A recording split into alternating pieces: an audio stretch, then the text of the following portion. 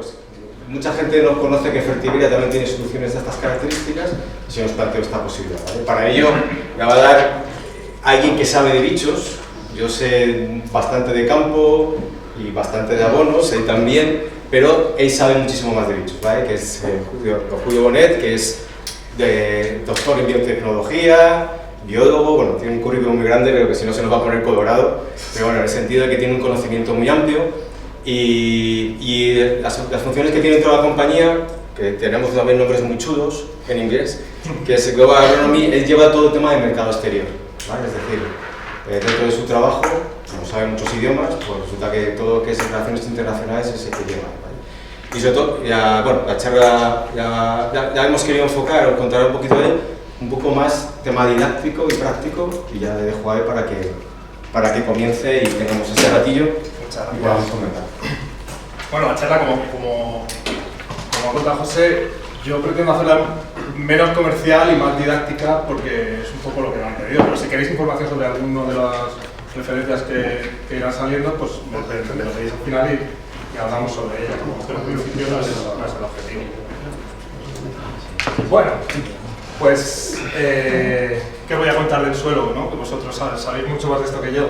Siempre, históricamente, en los últimos 60 años, hemos tenido una visión en dos dimensiones, ¿no? Del suelo, la física y la química, y bueno, en los últimos 20 años hemos dejado de ignorar esa parte biológica que es tan importante y que estamos poniendo tanto en valor cada vez más, de hecho, todas las empresas del sector.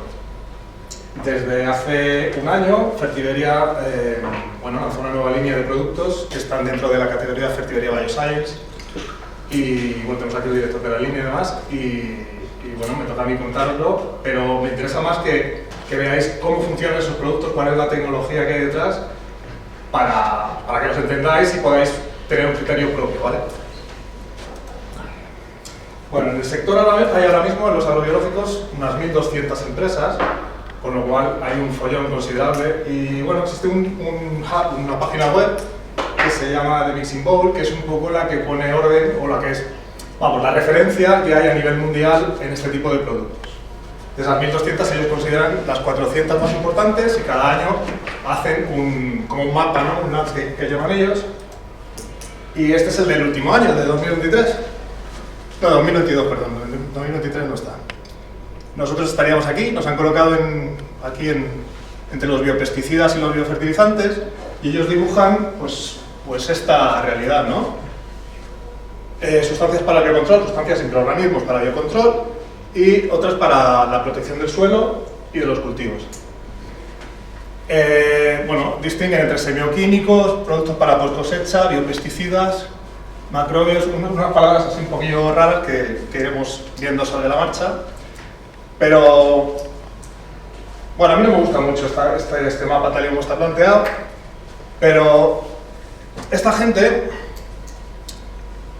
piensan, o han declarado en esta página web, que de todos los escenarios que han realizado en los últimos años, este ha sido el más difícil porque la industria biológica es una ensalada de palabras inconexas, con lo cual estoy bastante de acuerdo. Pero,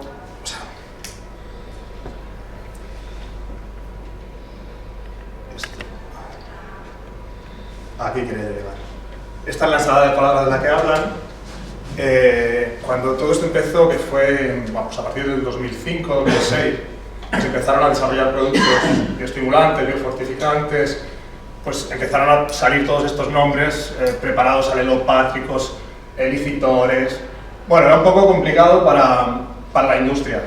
Y bueno, ellos nos acusaban de que, nos siguen acusando de que no tenemos definiciones, que aún no existen definiciones estándar. Y bueno, los biólogos algo tenemos son definiciones, porque nos gusta mucho ponerle nombre a las cosas para describir, porque la biología es muy descriptiva. Y claro, ni siquiera tenemos una definición para lo que es un ser vivo, imaginaros para este tipo de cosas. Vamos muy al límite. Y claro, ellos dicen que las empresas son muy reacias en dar detalles sobre nuestras actividades, lo cual es normal, pero en todas las industrias y en todas las... O sea, no creo yo que los de la inteligencia artificial estén contando lo que hacen. Vamos, es algo que cada empresa tiene que mantener en secreto, con lo cual es bastante lógico, pero bueno, la industria tiene que poner orden en este aspecto Me parece a mí que es la legislación la que tiene que poner orden. Porque ahora mismo, bueno, todo esto empezó, ya os digo, yo empecé a trabajar en bioestimulantes en el año 2010. Y bueno, desde entonces han salido varias normativas nuevas, europeas y legislaciones nacionales, y en ninguna se contempla este tema de los bioestimulantes, biofortificantes, que está generando bastante confusión, y lo que hacen las industrias es aprovecharse de eso.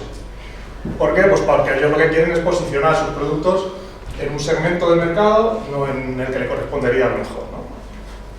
Entonces yo voy a contar la realidad tal como yo la he vivido durante estos 12 años que llevo trabajando en esto, que es una perspectiva técnica y científica, que a lo mejor no se corresponde 100% con lo que luego las industrias sacan al mercado.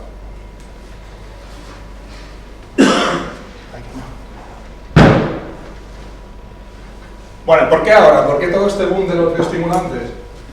Pues en primer lugar por el suelo. En el 2015 la ONU sacó un estudio que fue desarrollado por más de 200 investigadores de 60 países. Y bueno, lo que nos contaban en ese estudio es que la amenaza sobre los suelos es cada vez mayor. En los últimos 40 años hemos terminado con un 35% del suelo disponible. Estamos consumiendo suelo 10 veces por encima de la tasa de generación de suelo, con lo cual a este ritmo en 60 años nos quedaríamos sin suelo. Además, bueno, la tasa de extinción de especies, y en especial de los polinizadores, está entre 100 y 1000 veces por encima de lo que viene siendo habitual en la historia de la Tierra, y nuestra alimentación depende en un 75% de especies y un 35% de la superficie cultivada de polinizadores. Y en tercer lugar, bueno, pues porque hay una Agenda 2030, hay unos programas de la Unión Europea que tenemos que cumplir de aquí a 7 años.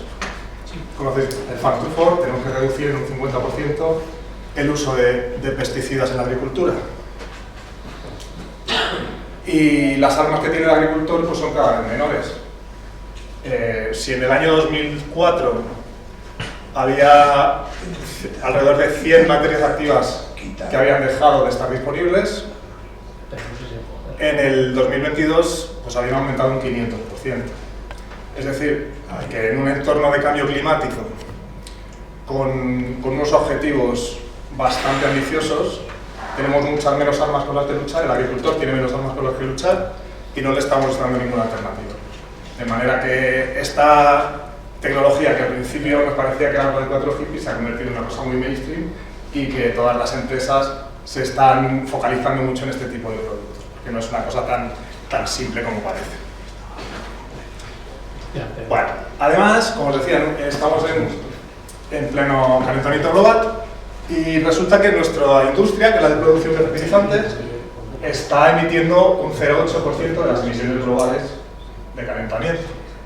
Y la agricultura, claro que es solo teniendo en cuenta la actividad del agricultor, no la producción de fertilizantes, está emitiendo un 15% de gases de calentamiento. De ese 15%, como os decía, esto viene de lo que es la actividad del agricultor. Ese 15%, la mayor parte está se emite por el metano que emite el cultivo del arroz, y porque nos meten en el mismo saco a los ganaderos y a los agricultores. Y a los chinos. Bueno, sí, esto es global. El 30% del N2O, el N2O es el gas que más efecto invernadero tiene, porque cada molécula de N2O tiene potencial de calentar lo mismo que calientan 278 moléculas de dióxido de carbono, ¿vale? Es mucho más potente. Ahí sí. Entonces, la mayor parte de este N2O viene de fuentes orgánicas, es decir, viene del estiércol. No es nuestro negociado, el nuestro es este, que son este 10% de emisiones. Fertiberia lleva trabajando en este tiempo, y además de tener una estrategia net zero para 2035, somos la primera empresa del sector que se ha comprometido en llegar a la neutralidad en carbono en 2035. Además, estamos desarrollando toda una línea de productos que son neutros en carbono. Somos la primera empresa del mundo en producir fertilizantes libres de huella de carbono, o con la mínima huella de carbono, gracias a sustituir la fuente de gas, o sea, la fuente de hidrógeno que estábamos empleando hasta ahora, que era el gas natural, por energías renovables, y hemos empezado a producir fertilizantes de la línea Impact Zero, que, como os digo, van libres de huella de carbono. Bueno, y el contexto en el que estamos de cambio climático en Europa nos afecta de lleno y bueno, nos va a traer, como sabéis, pues multiplicación de los periodos de calor extremo, la reducción del cagado de los ríos, el aumento de riesgo de sequía, de incendios, de pérdida de biodiversidad, y todo esto lo que conlleva a nivel agronómico es un aumento de los niveles de estrés de todos los cultivos, especialmente estreses de tipo ambiental, ¿vale? Hídrico, térmico, salino, sódico, lumínico y oxidativo, que al final son todos los estreses, y en menor medida del estrés biótico, que aumentarán las plagas. Y en este contexto nos tenemos que mover. Y volviendo al tema que nos traigo, lo de los bioestimulantes, ¿cómo nos pueden ayudar en esto? Bueno, lo primero que quería es, como decía, clarificar un poco y que os vayáis de aquí sabiendo qué tipos de bioestimulantes existen, porque no solo son los bichos de los que hablaba mi compañero, ¿vale? Hay más cosas que tienen efectos similares y otras que no lo son. En primer lugar, los biofertilizantes son fertilizantes que están vivos y su función es bien solubilizar el fósforo que no está disponible para las plantas. Sabéis que solo el 10% del fósforo del suelo está disponible para las plantas. Los hay que también solubilizan potasio y otros que fijan el nitrógeno del aire. Todo esto son lo que nosotros consideramos biofertilizantes. Bueno, yo los considero todos bioestimulantes, pero el Mixed Bowl no los considera, los deja fuera. Son diferencias de criterios. Luego tenemos los semioquímicos, que es otro grupo que salía allí también, que son las feromonas. Los reguladores de crecimiento, que son lo que normalmente hemos llamado hormonas, ¿no? Leucinas, tiberinas, citoquinas, indolacético, bueno, pues hormonas. Y estas dos últimas quedan fuera de los bioestimulantes, porque no tienen efecto. Ahora explicaré lo que es un bioestimulante y qué condiciones se tienen que cumplir para que una sustancia se considere bioestimulante. En la poscosecha sí que hay sustancias con efecto bioestimulante. Los macrobios son aquellos productos comerciales que llevan insectos vivos, ¿no? Sería toda la línea de Cooper. Y finalmente, las más complejas, que son los bioestimulantes de biocontrol e inoculantes, los hay que lo son, los hay que no lo son, pero bueno, tendríamos los biofungicidas, los bionematicidas, bioinsecticidas, y bueno, yo no sé si conocéis este tipo de productos, a lo mejor los bacilos, por ejemplo, Bayer llevaba uno que Serenade de Bayer, o bueno, el Tusal también de Timac. Estaríamos hablando de este tipo de productos, ¿vale? Que tienen una actividad biocida. Y las micorrizas son un tipo de inoculantes que se quedarían fuera de lo que son bioestimulantes, ahora os contaré por qué. Y los propágulos para semilla o suelo, propágulos es un palabrejo que son estructuras reproductivas de un ser vivo, ¿vale? Como hay hongos, hay bacterias, se llaman de manera diferente, pues en palabras, pero no decir muchos. Un estimulante es una sustancia o un organismo que estimula la nutrición o la defensa de la planta, pero que este efecto no tiene nada que ver con su composición química. ¿Vale? Ahora lo veremos desarrollando el concepto. Y hay 7 tipos principales de bioestimulantes, que son los derivados del quitosano, los hidrolizados de proteínas, las algas y los extractos vegetales, las bacterias, que es lo que todo el mundo ahora mismo está conociendo, los hongos, los ácidos húmicos y fúlvicos, que son las leonarditas y todas estas cosas, y finalmente las sustancias inorgánicas. Bueno, esto es lo que reconoce la normativa. Yo os he puesto lo de las orgánicas porque también las hay, o menos, pero las hay. ¿Qué no son los bioestimulantes? No son fitosanitarios, podríamos llamarlo biofitosanitario, pero este término no, vamos, yo no lo he visto en ningún sitio todavía. No son hormonas, aunque algunos de ellos tienen un papel muy similar al que juegan las hormonas. Las micorrizas, como ya os he dicho, no son bioestimulantes. Algunos nutrientes sí tienen acción bioestimulante, pero no todos los nutrientes lo son. Por ejemplo, el potasio sí que da protección frente al exceso de salinidad, por ejemplo. Es decir, que además de cumplir su papel como nutriente, ejerce otro papel como protector frente al estrés ambiental. ¿Productos para la agricultura ecológica? Pues algunos sí, otros no. No tiene nada que ver que sean biológicos como para que sean orgánicos. ¿Y de origen natural? Bueno, pues algunos sí y otros no. O sea, esto es un poco todo muy sutil. Y los microorganismos, obviamente algunos sí que tienen efecto estimulante, no todos, pero de los que viven en el suelo, no, vamos a considerarlos que son todo bioestimulantes. En primer lugar, las micorrizas, que no lo son, me imagino que vosotros ya habéis trabajado con micorrizas. Es algo que se considera, bueno, seguir trabajando con ellas desde los años 80, las conocemos muy bien, y no se consideran bioestimulantes porque son, en cierto modo, una extensión de la propia planta. No estimulan nada, sino que son, en sí mismas, una proyección de la raíz. Lo que hacen las micorrizas es entrar en la raíz, en las células de la raíz, y viven dentro de ella, y dentro de de algunas de las células, desarrollan un arbúsculo que se llama, que es esta estructura que, bueno, tiene cada centímetro cuadrado de raíz puede llegar a tener hasta 3 metros lineales de micorriza. Eso lo que hace es aumentar exponencialmente el alcance que tiene esa raíz. Puede extraer mucho más nutrientes del suelo. Y, bueno, todo este concepto de bioestimulación viene del microbioma. El microbioma es todos aquellos microorganismos que están conviviendo con la planta en una relación de simbiosis, ¿no? En un mutualismo en el que hay un intercambio de sustancias. La planta, de los fotosimilados, de los azúcares que produce en la hoja, traslada hasta un 30% a la raíz, para dárselos a esos microorganismos. De manera que uno puede llegar a pensar que la planta está perdiendo, pero en realidad no pierde, lo que hace es intercambiar. De los genes que ya no tiene, de las sustancias que ya no puede producir, le pide a los microorganismos del suelo que los produzcan para ella. Y todo esto lo sabemos desde hace muy poco. Desde pues a partir del 2010 que empezó todo esto, ya lo digo.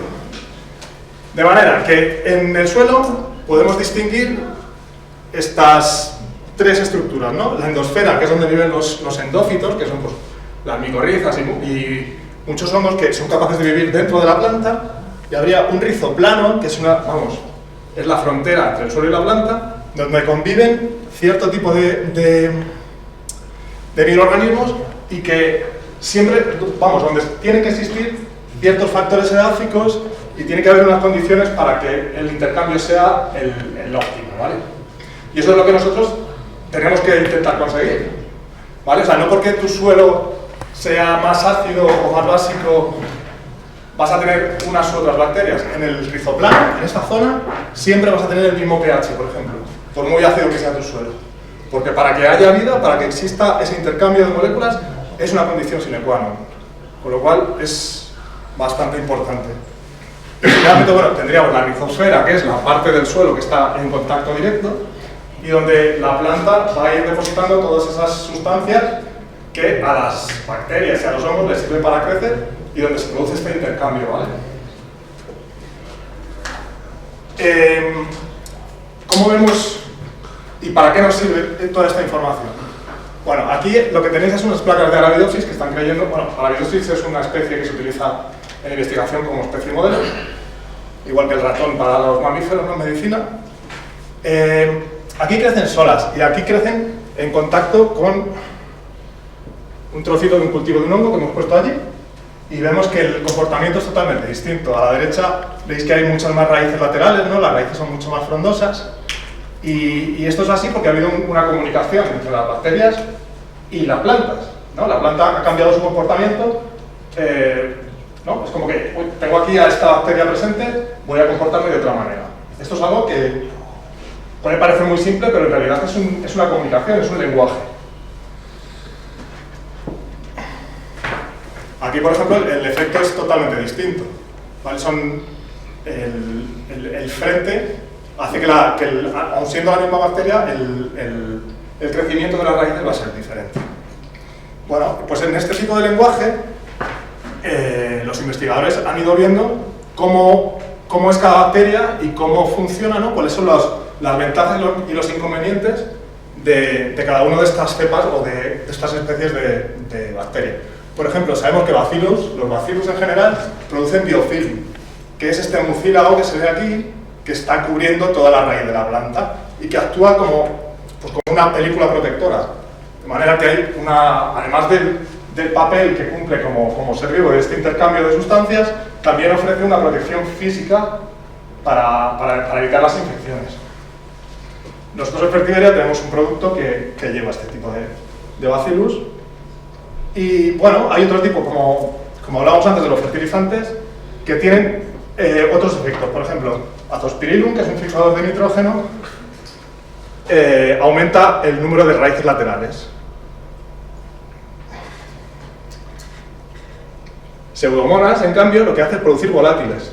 Esta interacción de la que hablábamos antes, esta comunicación entre planta y microorganismo, puede suceder no solo por el contacto directo, sino que si tú cultivas en una placa la planta y en otra placa independiente al microorganismo, la comunicación se da y, como veis, el crecimiento de las raíces es completamente distinto porque ha habido un entendimiento, es decir, la planta sabe que la pseudomonas está presente aunque no esté en contacto directo con ella.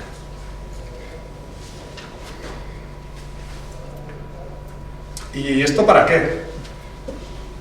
Bueno, pues porque las plantas que no pueden correr ante una situación de peligro necesitan tener otros recursos para poder defenderse. Y no solo para defenderse, para atraer polinizadores, para atraer a los enemigos naturales de las especies que les están atacando, como repelente de insectos o de cualquier otro ataque, para interaccionar ya no solo con otras plantas, sino también con los microorganismos que están viviendo en otras rizosferas. Es una comunicación compleja y que estamos empezando a entender ahora. ¿Desde cuándo? Bueno, pues desde que todo esto empezó en el microbioma humano. A partir del año, 2010, se empezó a descubrir las causas que estaban detrás de muchos comportamientos y de muchas enfermedades en el ser humano. Y bueno, se encontró que estas enfermedades y comportamientos tenían su origen en el microbioma, es decir, en las bacterias que viven con nosotros, porque de todas las células que componen nuestro cuerpo, solo un 10% son células humanas. El resto son todas células procarióticas, es decir, microorganismos. En cierto modo, somos un ecosistema o una colonia de organismos. Y esto complica todo. A nivel biológico es todo un reto entenderlo, pero en realidad lo que somos es el resultado de muchos años de evolución. Nosotros, que tenemos alrededor de, como especie, unos 50.000 años, hemos interaccionado con las bacterias que tienen 2.500 millones de años de existencia, y en esta interacción, ¿no?, ellas nos ayudan, nosotros también les aportamos algo a ellas, y, por ejemplo, si esto es así en el ser humano, ¿cómo no será la relación entre las bacterias y las plantas, que tienen 450 millones de años de antigüedad? Es una interacción muy compleja y muy antigua, y es imprescindible. O sea, la agricultura, tal y como la hemos entendido hasta final de siglo, ha estado obviando una serie de hechos que son irrefutables y que tienen unas consecuencias a largo plazo para el ser humano. En Fertiberia Tech llevamos tiempo, tenemos productos con acción bioestimulante, como por ejemplo Profertil, Amicote, Plusmaster, de productos que ya llevan tiempo en el mercado que tienen acción bioestimulante. Pero solo ahora hemos sacado una línea de productos bioestimulantes que tiene la tecnología, que incluyen la tecnología de la que estamos hablando. Es decir, los microorganismos no solo no solo actúan a nivel de la inducción de las defensas o a nivel de la solubilización, tienen muchas funciones. Incluso empleando solo los metabolitos que esos microorganismos generan, es decir, las sustancias que ellos generan, sin tener que poner el microorganismo en la planta, también tienen una acción bioestimulante. Esto es importante porque la comercialización de productos vivos, como son, esporas, tiene un problema importante en cuanto a conservación, temperaturas, plazos. De manera que es mucho más sencillo comercializar el producto sin el ser vivo, es decir, sin los microorganismos. Si al fin y al cabo conseguimos que tengan el mismo efecto sobre los cultivos. Bueno, a toda esa tecnología nosotros les hemos dado el nombre de tecnología care, que bueno, en inglés significa cuidar. Y tiene sentido porque lo que hacen estos microorganismos es cuidar a la planta, hacer que la planta pueda defenderse mejor, pueda nutrirse mejor y defenderse, como os digo, tanto de estrés de tipo ambiental como de estrés de tipo biótico.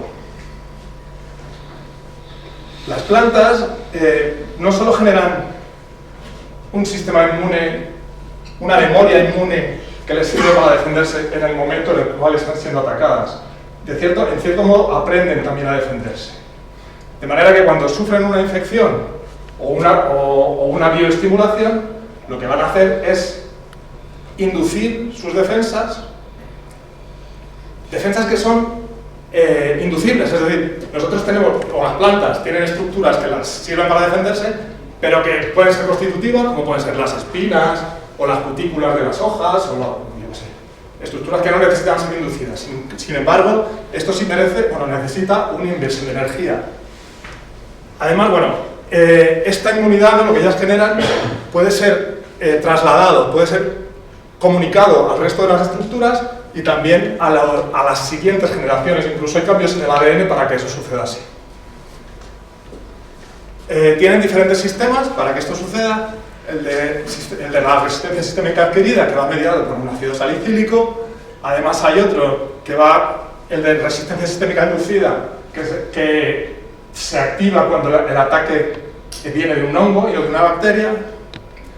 El de resistencia inducida por herida, y estamos hablando de 3 sistemas diferentes de defensa que son, como estáis viendo, bastante más complejos que como el que podemos tener nosotros, como mamíferos. Y todos estos sistemas al final confluyen en una respuesta hipersensible, ¿vale? Son 4 diferentes sistemas de inducción. Lo que nosotros... como os comentaba al principio, el microbioma es algo vital. Un microbioma sano es un indicador de un suelo en equilibrio y nos da indicadores. Por ejemplo, sabemos que con menos de 8.000 unidades formadoras de colonia de actinomicetos, un suelo no está en equilibrio. O que tiene que tener, tiene que cumplir ciertos parámetros a nivel de microbiológico para poder funcionar correctamente. Porque cada uno de los tipos de habitantes de ese suelo, en una cucharada de suelo hay más bacterias que personas hay en el mundo. O sea, es un ecosistema brutal, el más rico, el más biodiverso que existe. Cada una de esas comunidades bacterianas tiene unas funciones distintas. Hay unas que degradan sustancias, otras que mineralizan nutrientes, otras que fijan el nitrógeno, las micorrizas, Hay, bueno, como os digo, una variedad brutal. Os he comentado lo de las unidades formadoras de colonia, que es un término con que podríais, pienso, empezar a familiarizaros, porque es lo que encontraréis siempre en este tipo de productos en las etiquetas. Y bueno, eso no es más que la concentración del producto. Nosotros cuando, por ejemplo, en un suelo, para saber cuántas unidades tiene, lo que hacemos es hacer una dilución de una muestra de un suelo y lo incubamos. Pero para poder saber con exactitud cuántas bacterias hay ahí, lo que hacemos es hacer diluciones seriadas. Bueno, esto es un protocolo de laboratorio, pero bueno, al final llegamos a la conclusión de que esto tiene 4.200, que son 4 por 10 elevado a menos 3. Pues, bueno, por 10 elevado a 3, perdón. Este 10 elevado a 3 es lo que a ti te indica, ¿no?, el orden en el que están esas unidades. Pues eso es un término, o sea, eso es lo que os da a vosotros la información de cómo de concentrado está el producto. Si nosotros en un ciclo normal de cultivo, pues vamos de un crecimiento vegetativo a una floración y a una producción, en el caso de que se produzca una infección o bien haya un estrés abiótico importante, como es una sequía o cualquier cosa, ¿no?, pues vamos a pasar a un estado clorótico y a una parada fisiológica del cultivo. Sin embargo, si nosotros bioestimulamos este cultivo, lo que hacemos es que sus sistemas, que normalmente están están parados, pero están esperando ser inducidos, lo que hacemos es inducirlos de manera constitutiva, están permanentemente activos. Con ello la planta lo que va a hacer es, no va a tener que luchar contra esas infecciones menores. Los cultivos cada día se enfrentan a infecciones menores de las que salen airosos, por así decirlo, ¿no? Y nosotros solo pensamos que las infecciones suceden cuando ya vemos el problema final, pero en realidad lo que vemos es solo el resultado. Constantemente están invirtiendo energía en luchar contra esas infecciones. Si nosotros esos sistemas los mantenemos permanentemente activados, vamos a tener al final un rendimiento mayor en cuanto a desarrollo vegetativo. Y si tenemos más desarrollo vegetativo, tendremos mejor floración y mejor producción al final. En esto es en lo que consiste la tecnología, ¿vale? Que no es nuestra, es el resultado de esos 450 años de millones de años de evolución y de coevolución. Como os decía, Fertiberia desde hace más o menos un año lanzó su primera colección de productos bioestimulantes y bueno, quería un poco enseñaros cuál es el proceso desde el laboratorio, ¿no? Desde que uno piensa en cómo desarrollar un bioestimulante hasta que llegamos al final a la fase de producción. Primero lo que hacemos es ir al campo y buscar situaciones de infecciones graves, ¿no? Cuando el agricultor tiene un problema importante, lo que vamos es ir, recoger muestras y ver cómo es ese microorganismo, cómo se comporta in vitro y hacemos una selección de candidatos in vitro, ¿vale? De cuáles pueden ser las mejores, la mejor aproximación de solucionar ese problema. Después lo que hacemos es replicar, simplemente es aislar esa cepa que está generando el problema en el campo y multiplicarla y ver cómo se comporta in vitro. Ver, por ejemplo, cómo interacciona con otros microorganismos, porque en Fertiberia nuestros productos no son solo un solo microorganismo, sino que son consorcios, es decir, en un producto a lo mejor hay 3 cepas diferentes, o 4, o 6. O sea, no tenemos ningún producto que sea una sola cepa. Después desarrollamos una prueba de concepto en la que vemos cómo se comporta en situaciones de estrés y dónde tiene ese efecto, si es en la raíz, si es en el tallo, en el fruto. Vemos un poco cuál es el resultado de esa bioestimulación. Y bueno, para las que pasan ese filtro pasamos al escalado, que es la fase más difícil porque el escalado es encontrar las condiciones de temperatura, humedad, de oxigenación, de aireación en las que ese microorganismo puede desarrollarse y multiplicarse hasta hacerlo comercial.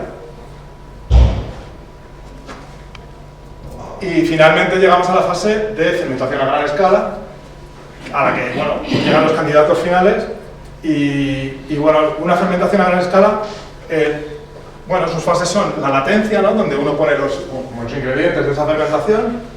En la fase exponencial los microorganismos se van reproduciendo y como no tienen limitaciones, no tienen que desarrollar, no tienen que producir sustancias de metabolismo secundario. Con el metabolismo primario, es decir, los azúcares y los lípidos, ya con eso pueden sobrevivir, pero cuando llegan a que se les ha acabado la comidita, cuando ya está saturada ese medio de cultivo, empiezan a producir unos metabolitos para poder defenderse de estar al límite de sus posibilidades, ¿vale?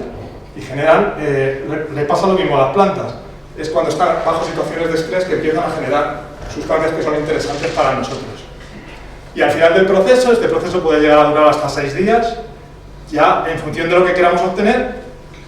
Si son biomoléculas, es decir, si no queremos el microorganismo, sino simplemente ese caldo de cultivo donde ha crecido y donde están todas esas biomoléculas, lo que hacemos es hacer un shock térmico, es decir, matarlas por temperatura, o bien centrifugarlas si lo que queremos es el producto con sus microorganismos.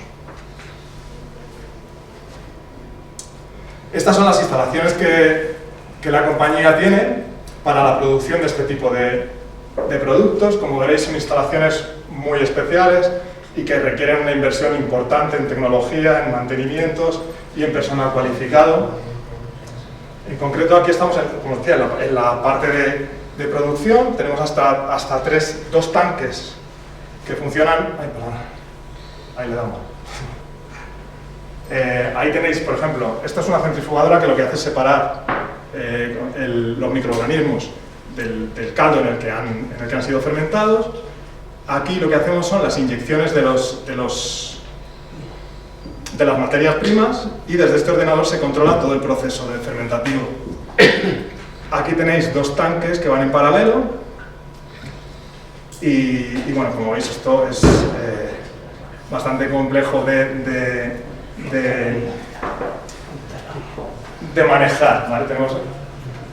Lo importante, os he puesto este vídeo porque lo que quiero que entendáis es que en Fertiberia producimos nuestros propios microorganismos.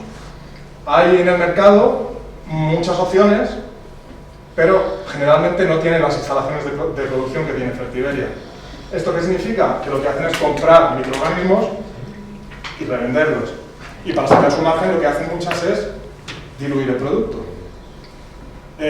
Un consumidor, para saber qué es lo que está comprando, ya os dije antes, lo más importante es que mire cuántas unidades formadoras de colonia tiene el producto.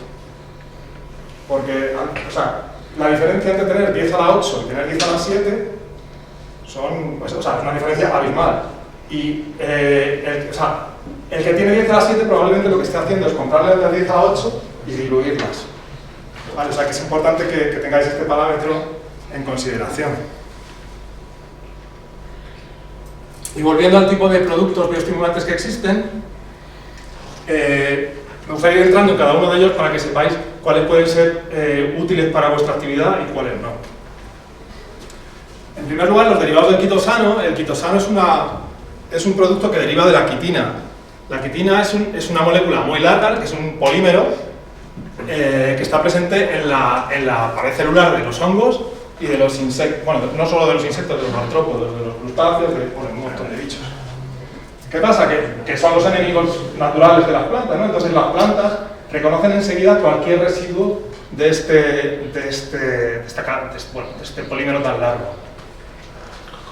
Entonces, lo que llamamos quitosano es un derivado de esta molécula larga. Lo que hacemos es cortarla bien por un microondas o bien con enzimas o con lo que sea, y estos fragmentos pequeños son tienen una actividad inmunológica muy fuerte en las plantas. ¿Vale? Esto es lo que llamamos quitosano. Y cada molécula de quitosano está formada por N moléculas de esto que veis aquí, que es la N-acetilglucosamina, que es un azúcar insoluble, por eso da mucha guerra también para comercializarlo, pero que tiene, como os digo, una actividad inmunológica muy fuerte. Como os digo, frente a las infecciones por patógenos, lo que van a hacer es inducir los sistemas de defensa. Además, aumentan los antioxidantes de la planta, que es una manera también de defenderse de la planta, y retrasan la madurez y, bueno, activan una serie de mecanismos que van a hacer que la planta resista mejor el estrés. También mejoran el perfil de volátiles, que esto para las viñas va bastante bien. ¿Y nosotros cómo sabemos cuándo un quitosano es bueno y cuándo es malo? Pues lo que hacemos es medir la descarga de calcio dentro de las células. Esto es un ejemplo de lo que es una liberación de calcio, para que veáis que la señalización es muy rápida. Aquí hay un insecto atacando una planta y vais a ver que la liberación de calcio va... ¿Veis cómo se mueve la luz de aquí para allá?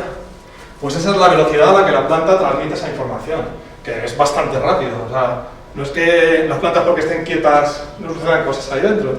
Hay una señalización y bastante activa además. Luego hay otro tipo de bioestimulantes, que son los hidrolizadores de proteína, que lo que hacen es, en principio, ofrecen protección a la planta, sobre todo osmoprotección. Lo que hacen es protegerla de estreses osmóticos como las sequías, los riegos con agua muy salina, y protegerla del daño que produce el estrés por estrés oxidativo, ¿vale? de los radicales libres. Además, como son proteínas, lo que van a hacer es alimentar a la comunidad bacteriana que vive ya ahí. Un poco alimentar a ese jardín de microorganismos. Y también inducen el cuajado y la floración. También ciertas proteínas lo que hacen también, o partes de proteínas, ¿no? Lo que hacen es quelar metales y ponerlos a disposición, y con ello vamos a tener una masa de raíz mucho más grande de lo habitual. y con todo ello como resultado un aumento de la fotosíntesis y por tanto vas a tener más producción. Pero yo creo que en extensivos este tipo de productos no vale mucho la pena. Los extractos vegetales sí que son importantes, creo, porque muchos extractos vegetales tienen efecto preventivo y además también curativo. ¿Vale? Los bioestimulantes generalmente protegen de enfermedades pues, como las vacunas, pero este tipo de bioestimulantes también ofrece puedes usarlo para tratar enfermedades, ¿vale? No solo para prevenirlas. Por ejemplo, nosotros tenemos Neoforce Protector, es un producto que nosotros tenemos que tiene extracto de cola de caballo, y lo que hace, por ejemplo, aquí no se ve muy bien porque no tenéis los colores, no hay mucha definición de color, pero cuando tú aplicas el producto y lo inoculas con una botrytis, el producto permanece mucho más verde que cuando no tiene el tratamiento hecho. Incluso con un referente químico, que aquí sí que se ve que esto es cipronidil, veis que se comporta prácticamente igual que el referente químico. O sea, que ofrecen una calidad que puede ser similar a la de los fitosanitarios. ¿Vale? Aquí, por ejemplo, lo que hacemos es poner este extracto, ¿no?, de cola de caballo y lo metemos en el medio de cultivo donde ponemos a crecer Fusarium, Phytophthora, o sea, hongos patógenos. Y como veis, según va aumentando la concentración de la sustancia, veis que el aro de crecimiento va siendo menor cada vez. O sea, que tiene a unas concentraciones muy bajas tiene una actividad importante.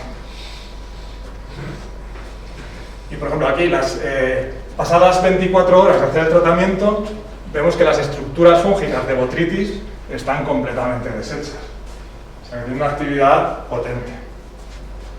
Las algas también es otro tipo de bioestimulante que funciona muy bien.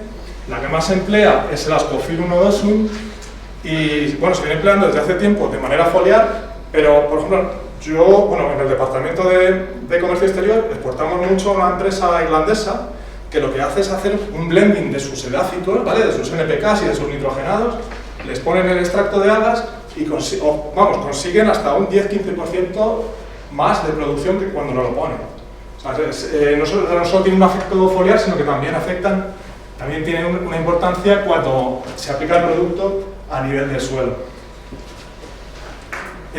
Las algas funcionan porque contienen hasta 60 sustancias diferentes que tienen actividad de coloide, ¿vale? Los coloides son moléculas que lo que van a hacer es incrementar la presión osmótica de las células de manera que se mantienen turgentes durante más tiempo.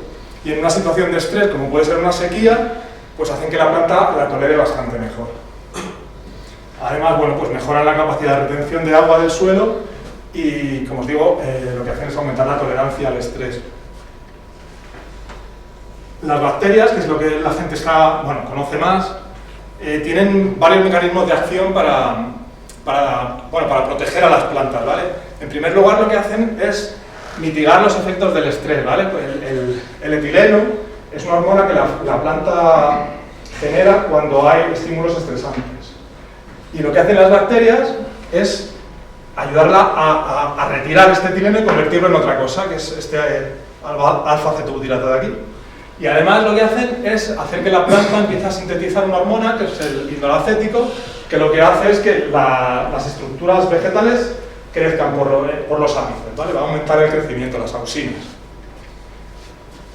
Y luego también otro de sus funciones es poner a disposición de la planta pues diferentes tipos de nutrientes, como el potasio, el hierro, el nitrógeno y el fósforo. Por ejemplo, aquí en estos ensayos que hemos realizado en alfalfa, vemos que hay hasta un 64% más de biomasa cuando estas bacterias están presentes que cuando no están, ¿vale? Cuando están solubilizando esos nutrientes y poniéndolos a disposición de la planta. Y también mejoran las tasas de germinación. Por ejemplo, para camelina, que es una especie que no se cultiva mucho, pero que se utiliza bastante en investigación, hemos llegado a incrementar de un 38 hasta un 46% las tasas de germinación. Solo poniendo un microorganismo fijador de nitrógeno en la semilla. O sea, esto también es uno de esos propágulos que se ponen en suelo o sobre las semillas. ¿Cómo hacen para solubilizar nutrientes?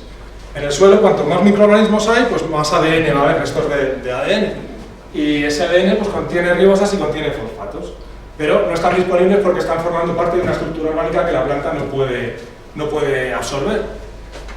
Esos microorganismos van a sintetizar, van a excretar al exterior unas enzimas que van a degradar y van a hacer que el pH baje, ¿vale? Van a hacer que la propia planta saque ácidos que van a bajar el pH, y con esa bajada de pH los minerales que hay cerca en esa rizosfera se van a transformar en otros, de manera que se van a generar quelatos de calcio y se van a disolver compuestos de calcio y fósforo, y esos nutrientes ya no están formando parte de estructuras orgánicas y pasan a estar disponibles para la planta, de manera que simplemente incrementando la materia orgánica podemos hacer que muchos otros nutrientes que no tienen nada que ver con el carbono orgánico pasen a estar disponibles para la planta.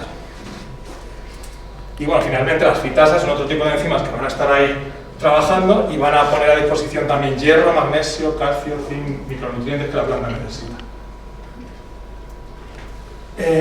Bueno, hongos filamentosos no hay muchos, pero Trichoderma, que es este que está aquí, es el primer agente de biocontrol con el que se viene trabajando desde los años 90. Es un biótrofo obligado, es decir, que vive dentro de las células de las raíces, las coloniza y vive con la planta defendiéndola de un montón de cosas, porque se comporta de manera distinta en función de los microorganismos que tenga delante. Puede actuar en antibiosis, es decir, si viene por ejemplo una esclerotinia, que es un problema por ejemplo muy común en lechuga, va a empezar a generar unas moléculas que tienen una actividad antifúngica, antibacteriana, es decir, va a haber como una guerra química, ¿vale? Pero si lo que tiene delante es un fusario, no es una fitóptora, lo que hace es aplicar otra estrategia, ¿vale? Es como si el bicho tuviera inteligencia, ¿vale? Hace, en función de lo que tiene delante, emplea una estrategia u otra. O lo que hace también es microparasitar, es decir, aquí con esclerotinia también, lo que hace es un poco estrangular las hifas, ¿vale? O sea, elabora estrategias diferentes según lo que tenga delante. Y en las plantas lo que hace también es inducir la resistencia, o sea, lo que hace es activar las defensas de la planta, y además vive, como os decía antes, es un biótrofo, por lo tanto lo que hace es un mutualismo. Como veis, estos son plantas de tomate, y cuando han crecido con tricoderma la masa radicular es mucho mayor que cuando no la han tenido. Pero bueno, no todas las tricodermas son iguales, cada cepa es diferente y tiene unas condiciones de temperatura, pH o de actividad de agua que son diferentes. Es decir, las tricodermas funcionan mejor en pHs ácidos, pero hay unos rangos de pH y temperatura que son específicos de cada cepa, y cada casa tiene las suyas. La nuestra, que es la T18, tiene estos rangos.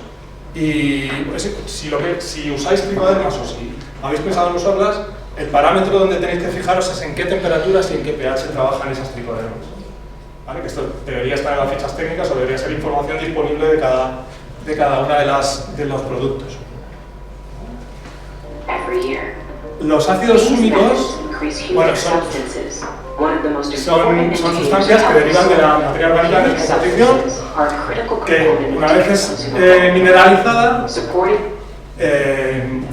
pasa, bueno, tras muchos años de por medio, a formar carbón, y de ese carbón, cuando se oxida de manera artificial, se consigue leonardita, que es un producto que ya seguramente conoceréis si trabajéis, y si se transforma esa leonardita, se consiguen estos ácidos que son, bueno, hay hasta 58 diferentes.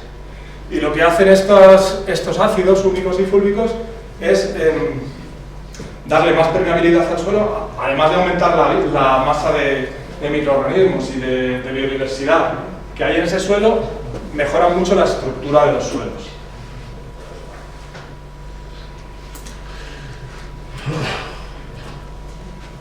Y bueno, las sustancias orgánicas e inorgánicas que tienen actividad bioestimulante, lo que hacen es mejorar el vigor, como os decía, pero no como en su papel de nutrientes, sino de bioestimulación. Por ejemplo, el silicio, que es una sustancia que está presente en todas partes, la arena es silicio, el cuarzo es silicio, también forma parte, aunque no sea un nutriente, está formando parte del xilema y del floema de las plantas. Y lo que hace es darles rigidez, darles estructura. De manera que también tiene una acción en la protección frente al frío, frente a las heladas. En viña se ha estudiado mucho esto. Pero no solo el silicio, se sabe que pues, el potasio, como os comentaba antes, el cobalto, el cobre tiene actividad bioestimulante. Además, el ácido fólico o moléculas orgánicas que también la tienen.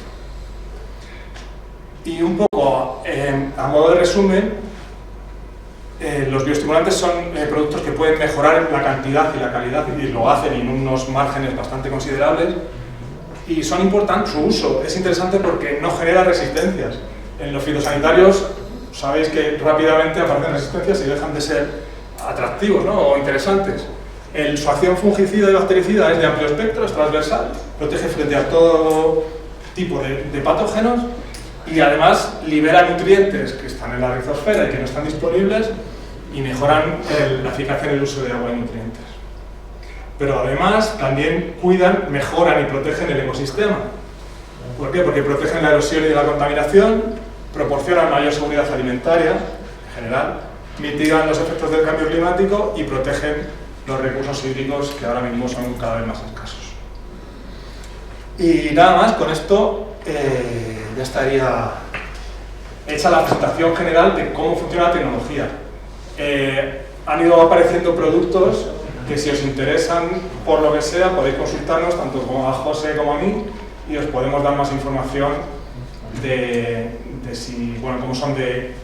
cómo funcionan en particular para cada cultivo y para cada